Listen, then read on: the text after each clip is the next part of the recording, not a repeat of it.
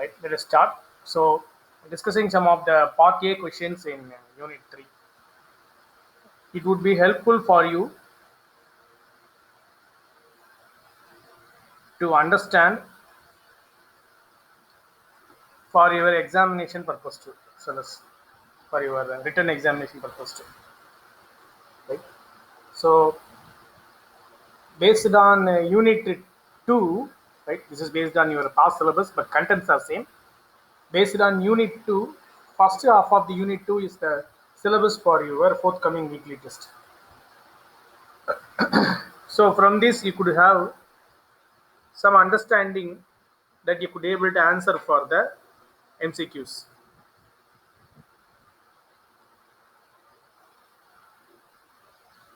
Here, first question, what is architecture? The reason to raise this question here is, here you will be coming across object oriented architecture, resource oriented architecture, service oriented architecture. Okay, to discuss about these three things, the fundamental thing to be raised is this question: what is an architecture? Okay, because even in software engineering you have come across this question: what is software architecture? Likewise you have come across. Okay, but here they are giving a general definition for this. What is architecture? Application architecture is to an application development team what a blueprint is to a team of construction workers. Different organizations document different levels of application architecture. Right? I think there is some problem with English here. No need to worry about that. So the content what they want to discuss here is, what is the architecture you are following to develop the software. Right? That is the first content. Second thing, what is the architecture you are following to document the corresponding development activities. Right? So that could be the major discussion and idea that first question is bringing up with. Okay. So initially, function based architectures or call and written architectures. These are all the architectures being passed. This call and written architecture only now came to our SOE. For the service, you will give input, right? You will pay for the service. The service will produce its own replication or its own component for your environment or platform to work with, right? So that could be the a correct assumption for this question. That's what architecture, a term which is ready to bring about. Next, service oriented architecture. For that, they have given a definition. In the service oriented architecture,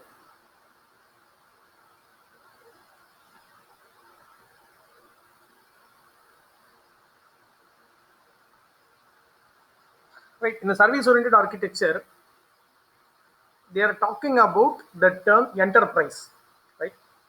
What does the term enterprise? The place where different styles of architectures are followed or different types of applications are used. Okay, so that is the term that they want to stretch it upon, using it enterprise. I can combine those things and give you the content here. So set of services are arranged. Okay, set of services are arranged. After arranging set of services, you are creating some counters. Through that counters only I could able to get the service. The counters are nothing but the security layer. Okay, through that security layer only you will use your username and password. For that you have already paid. Okay, so that username and password can be given and you could be able to use the service. Very good example is our Amazon Prime, right? I have paid for some 3 months this much amount, so they will supply me a username and password. So using that username and password, if I'm going to supply, I will get into that corresponding services depending upon my journals, depending upon my interest. that I will see movies, right? So this could be the service oriented architecture, right? Here the architecture, how they have framed AWS is a very big platform. In that, Amazon Prime is it's like a membership category. In that, so many services are being uh, projected with this membership. So what are all the memberships it is having? So what are all the services which are free for this particular type of memberships? So everything is being available in the same environment, but only my username and password for this Prime membership will get me to access and use those services, right? So if I don't have that, I could not able to access that. And one more thing, do I have, for example, I am ready to view a movie in the particular Amazon Prime. Can I able to do pirate that movie? Is it possible for me to do that? No. When you start doing piratation, automatically it will shut down. Even if you could check with that, just make a screen recorder and try to do it from your browser, or you try to cast something with your machine to some other content, automatically your Prime window will close, your video window will automatically close. Check with that. So that is the role of that security service provided for the platform, right? So they are ready to serve for the user, as well as they are ready to protect their assets. So consumer service also is there, customer service also is there. At the same time, there is an internal service which is protecting their assets, which is preserving their copyrights, right? So this sort of services, the different types of services are being available in my platform. So how could I able to give it supply towards you, right? So if I need to create such a type of platform, what is the architecture I need to follow? That's what they have given. So for that, we are having different layers. That is what we are studying in the sessions. Okay. So customer must be easily accessible. How I am accessing? I am accessing through a website. That's all. That is a easy interface for me. So by typing, I am going to type primevideo.com. If I am going to type like that, the entry point for the platform will be open. By supplying the proper credentials, I will use the service. Within 3 steps, I am able to access my service. This is the business platform, actually, right? So this is what service to architecture. At the same time, if I want to see a movie, what could be the normal procedure? What I will do, I may visit some. If it is a new movie, I assume that I may visit some ticket booking website. It's my first procedure.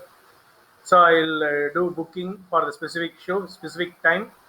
I'll complete this process of ticket booking. Tickets are being available as a WhatsApp message in my mobile, and along with my family, I am visiting towards the location. Right, I have to give my bike or car parking fee, and I have to go and verify my mobile message with the ticket ID. So they will generate me tickets, or by seeing the message itself, they will allow me into the show, and I have to go and occupy my seat, right? I have to go and occupy my seat. There will be an interval break. So after completing that, again I'll be back to my second half of the movie. After completion, I will come back. I will show my token towards parking fellow. Again, I will come out of the venue and I will reach my home.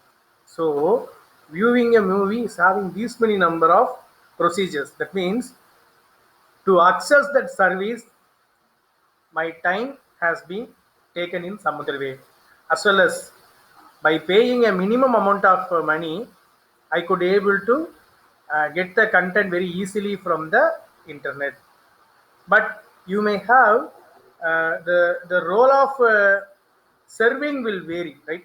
So the same sound effects what I am viewing in a multiplex screen could not be able to have to be seen in my laptop, right? That will be different. Might be the time factor which is being served over here can be changed, right? So that much efficient that platform is providing for me.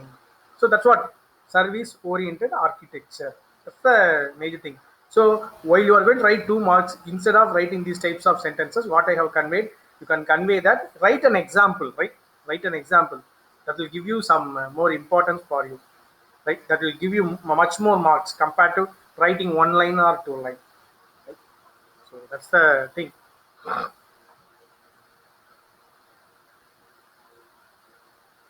Client server architecture, right?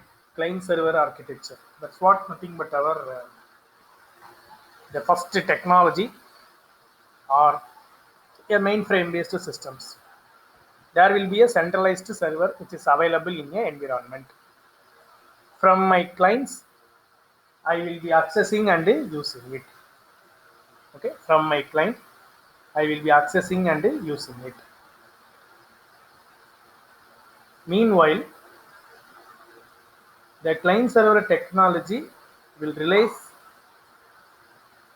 70 percentage on hardware, 30 percentage only on software. That is also relevant to protocols. Okay, that is also relevant to protocols. Okay, and also apart from the protocols, you have one more content.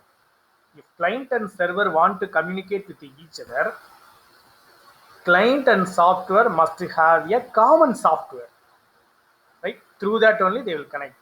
For example, in uh, Java, that if you want to communicate from one machine to other machine using your java.net package, what you will do, you will write a program. That program will communicate between. So you will write two programs. What you will do, you will write a client program and a server program. You will be connecting with the client program, the server program using the particular port number.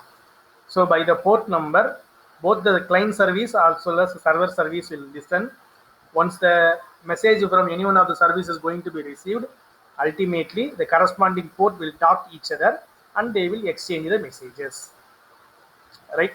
So this is also a uh, process of client server technology, right? So primary thing is 70 percentage hardware, 30 percentage only software. Even in the 30 percentage, I have 20 percentage purely on protocols.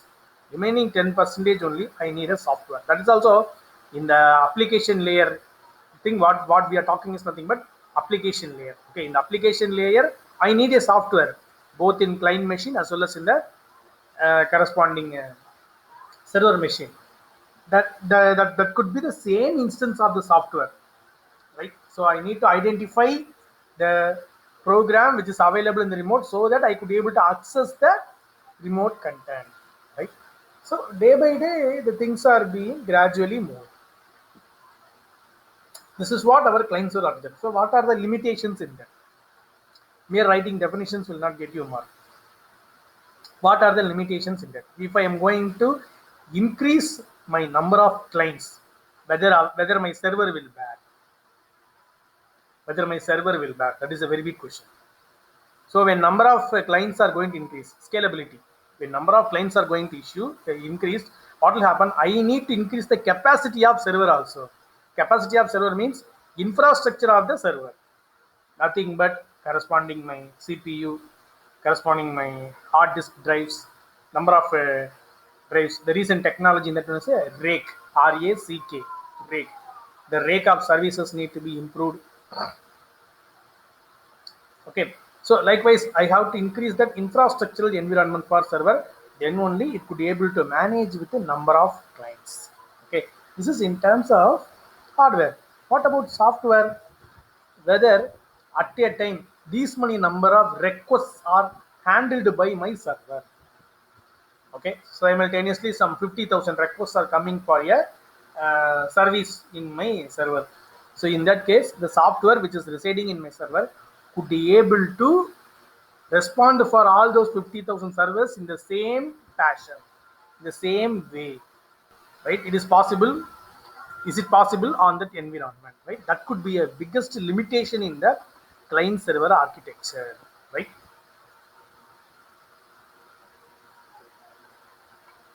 As well as the role of client and server will differ.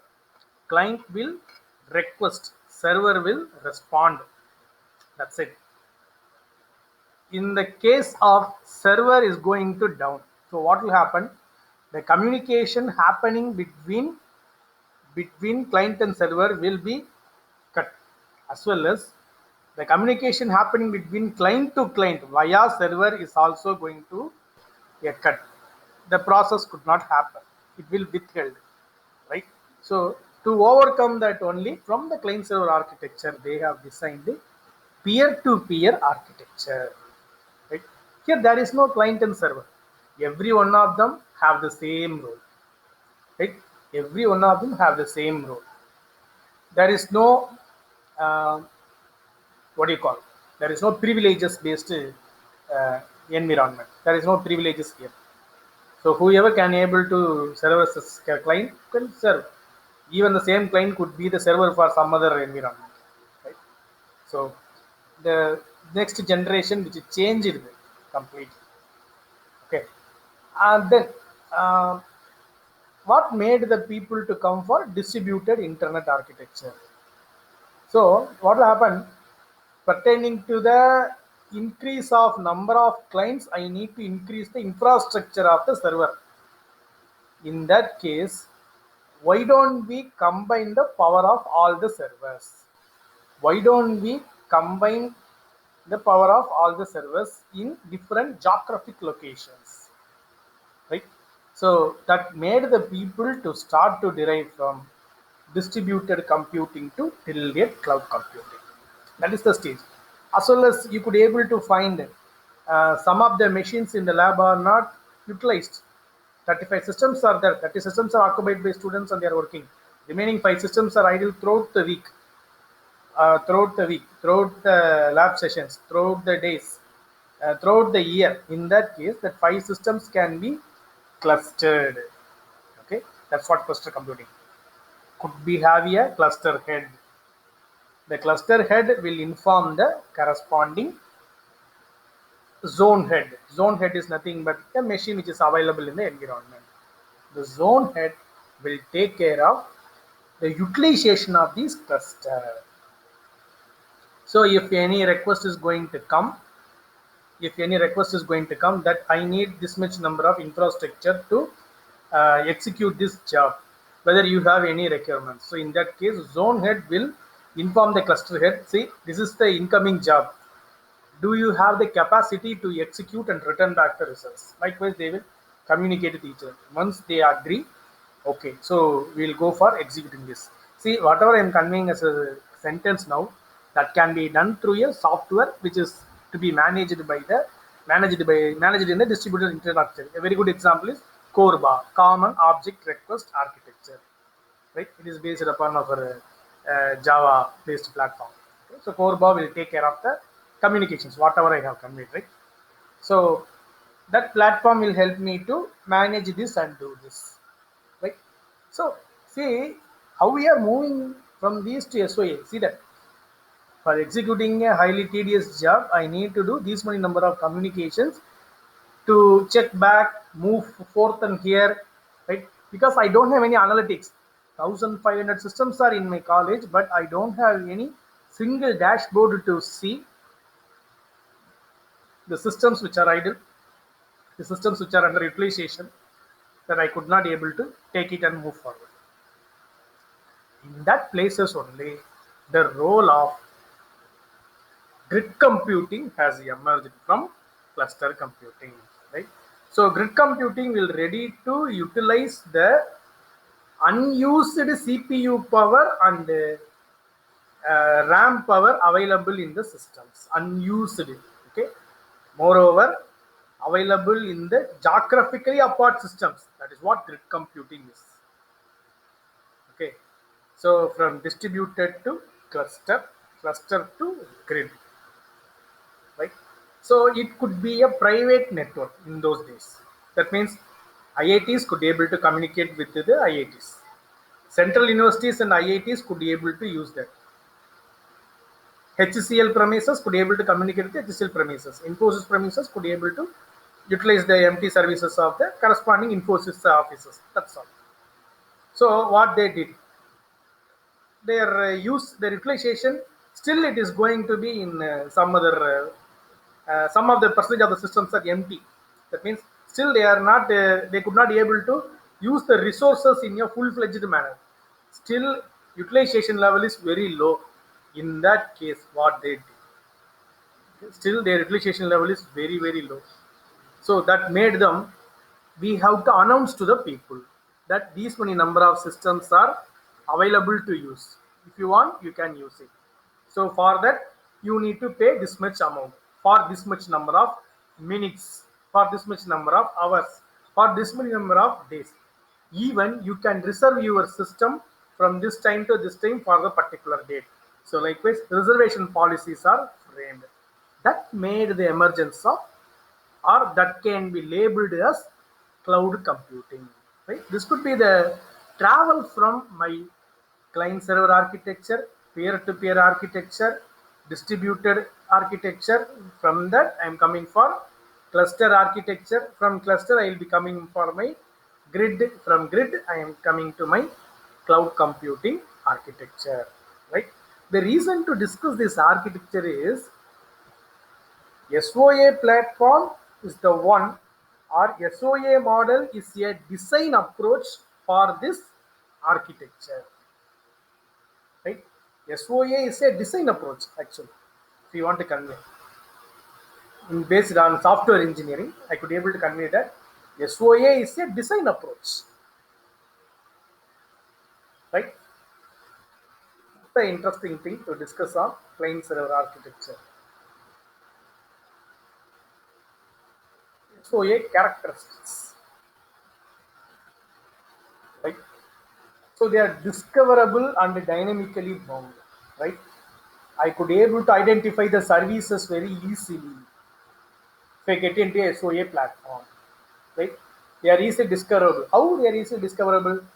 See, the reason is that can be easily visible to the outside world that this type of service is available to be able to use. That's it. They, it's like a availability of the service can be exhibited. That is what they want to convey. Right? For example, I have a service that they are ready to deliver. For example, if I supply some minimum 10 pages to their photocopy center, they will take photocopy and they will deliver it in my home. Right? This is a good job that they are doing. How the people around that environment will come to know about that, what he will do, what that photocopy shop fellow will do, that what he will do, he will announce it regularly. Right? So through in any media by people who are residing over there through that WhatsApp or base is a regular customers, he will communicate with them. The environment based, for example, local cable television, he may give some scrolling message over on that, right? So my availability must be exhibited. That's what services are discoverable and dynamically bound, right? On demand, it need to come and occupy and work. That's it. That's what the term discoverable, right?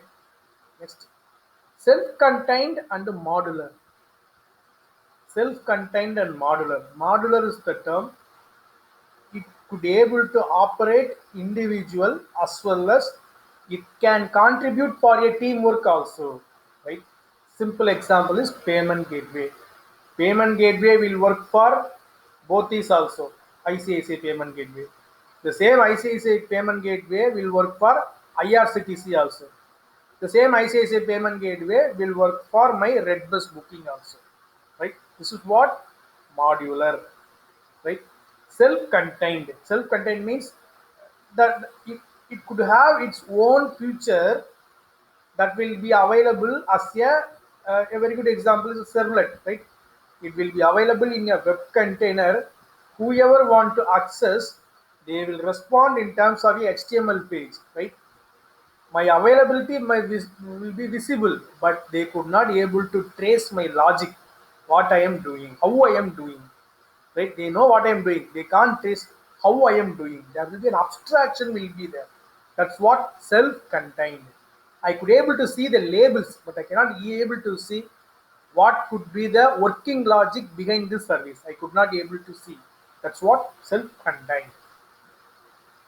Next, interoperability. This is what I have conveyed in our even regular sessions, right? So they could not be able to communicate between different services once upon a time, right? So I immediately what they will do for them. So they have a business, their client is running very well. Uh, Initially, they have developed their software in C++. It's a software based on image processing. It's running well and good. The sudden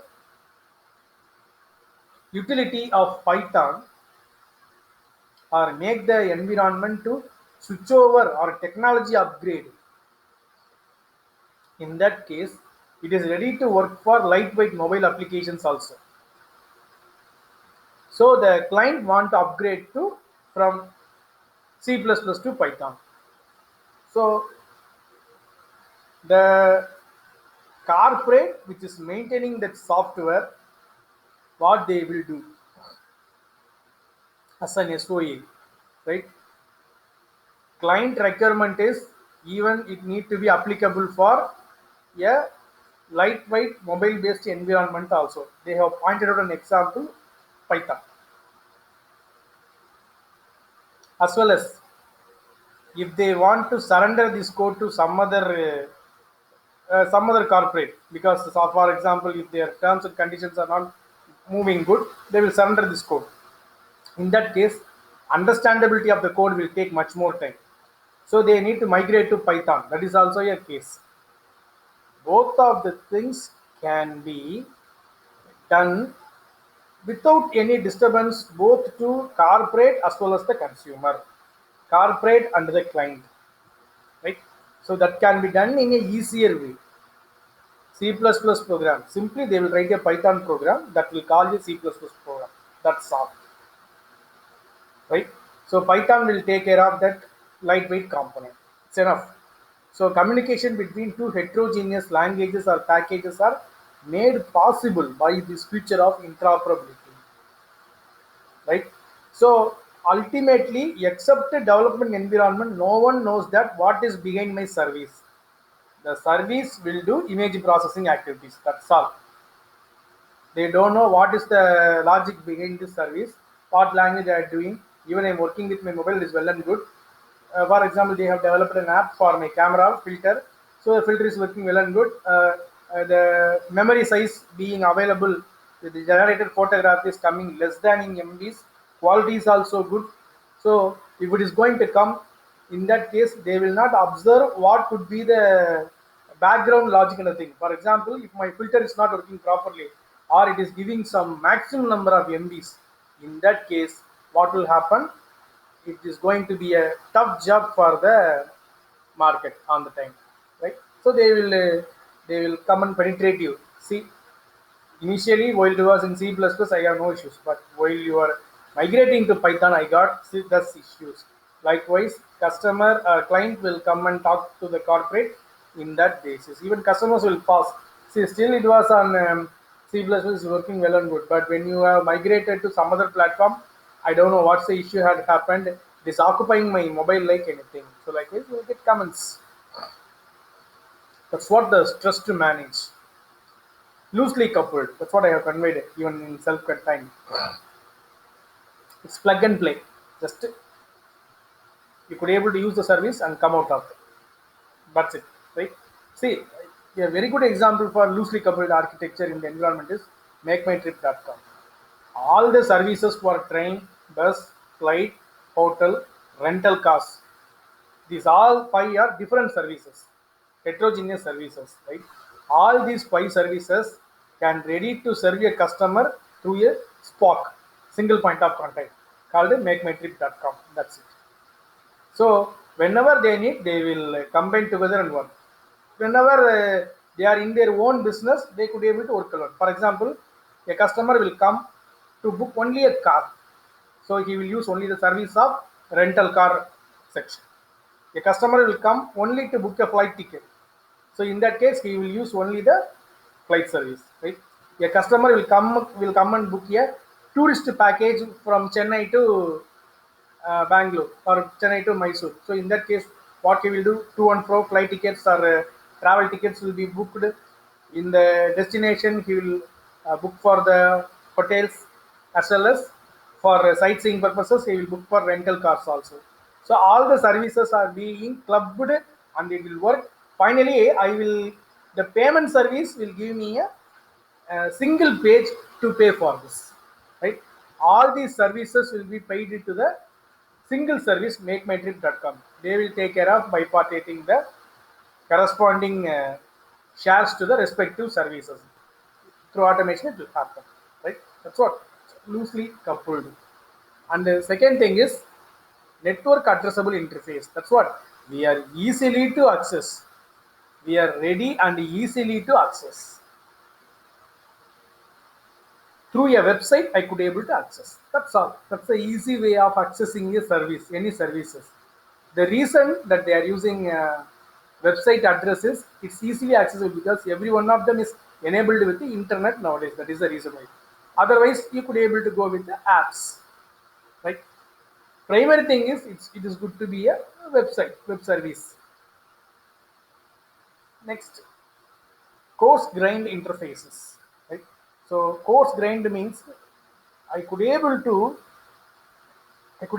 link with any type of environment in a easier way, right? In a easier way, as well as it will come out from the environment in a easier way. That is the term coarse grained interfaces. Whenever they feel the environment is enough, they could able to come out very easily. That's what coarse grained. Location transparent, right? See, I am able to get a CPU power and RAM power from Buenos Aires, right? A place, a very far place from India. I am able to work in a supercomputer available in a lab in Antarctica, an R&D lab, right? So I could able to access and use it through this SOA. That's what location transparency will be there. Both the parties will know where we are. That's the thing. Even the customer knows where I am accessing, how I am accessing.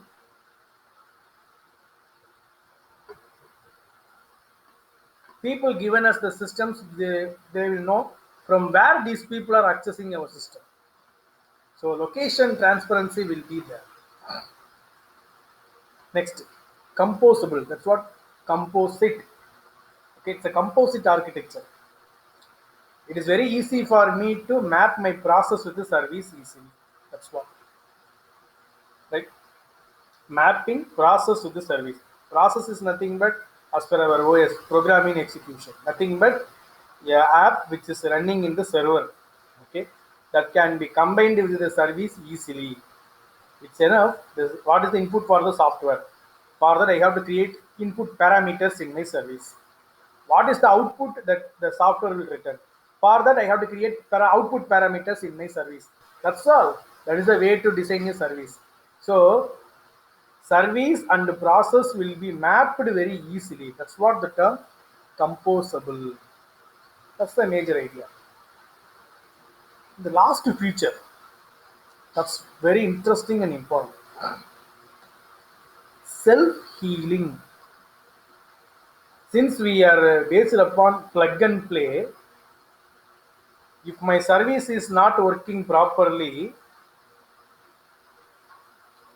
since we are working on a SOA platform, the platform itself will convey that you are not doing good. Your services are not up to the expected level. Till these days you have performed well. From this day onwards you are not performing well. So such type of analytical input can be given towards the service from the platform itself, right? So by seeing that, service will improve on its own by changing the nature, right? Because these things will send us reports to the service developers. By default, what they will do, they will rework on the service parameters and make the service to be a complete one. Okay? So that's the thing that we have discussed. The already coarse grained services we have discussed in the point itself. Service component, right? So that's what service composite that we have given. So we need a code to map process and the service, right? That is what in we will be seeing in fourth unit. How to write the code, to map my process with a service. Okay, next.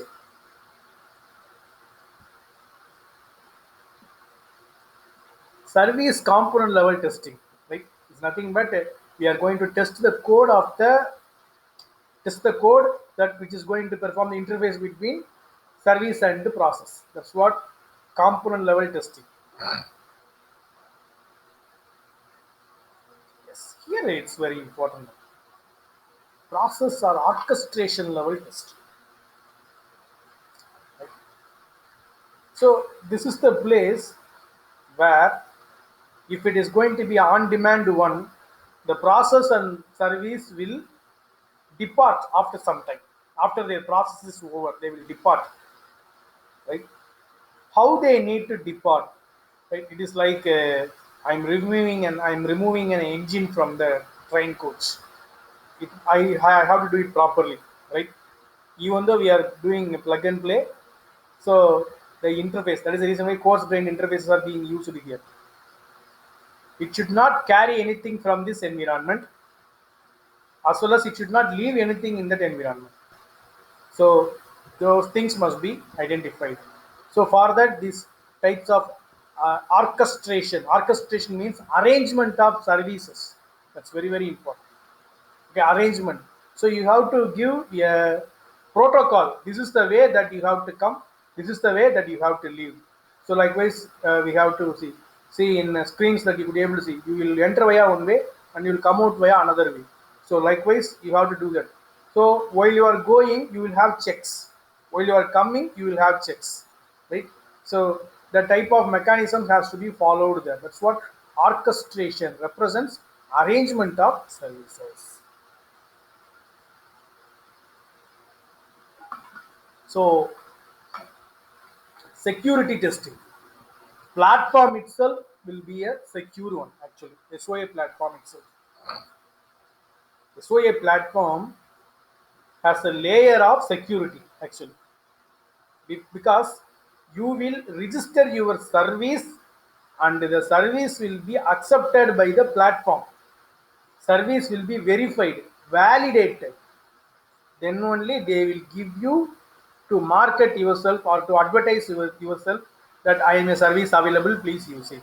So without their validation and verification, you could not be able to, uh, you are not visible for the outside world, right? You will not be available in the outside world. Even I think you will be able to see in the Play Store after completion of your app, if you upload it, they will do all their checks.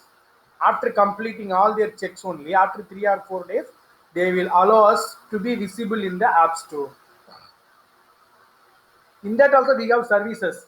You want to be visible in the front page. You want to be used by the recommender system. So you have some paid services for that. If you pay for that, they will highlight while they are going to project similar type of apps, right?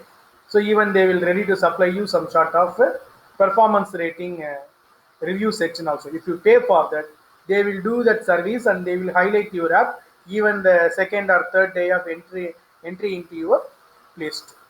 Right? So that could be uh, a main content to work with, right? So these are all the 10 questions that we could be able to discuss on the first portion of our second unit. So what is architecture? Service oriented architecture, client server architecture. So client server architecture is nothing but resource oriented architecture. Distributed internal architecture is nothing but my object oriented architecture, and SOA characteristics that we have elaborated. Okay. So in that itself, we have discussed about coarse grained interfaces. What is a service component? How to test the process of testing the piece of code which is necessary for mapping my process with the service. That is what service component level testing. Orchestration level testing, nothing but arrangement of services. There is a way to go in, there is a way to come out. While you are going in, they will check. While you are coming out, also they will check. So that's what orchestration level check. Security testing. before the service is going to be launched in the platform, that they will verify, validate, then only they will make the service to be visible for the outside world. Right? So that could be the discussion for today, and I'll suggest all of you kindly go through. Even if possible, we will supply you the list of MCQs available in the campus preparation environment. We will supply you. Even you can use this to prepare and appear for the forthcoming examinations. Thank you.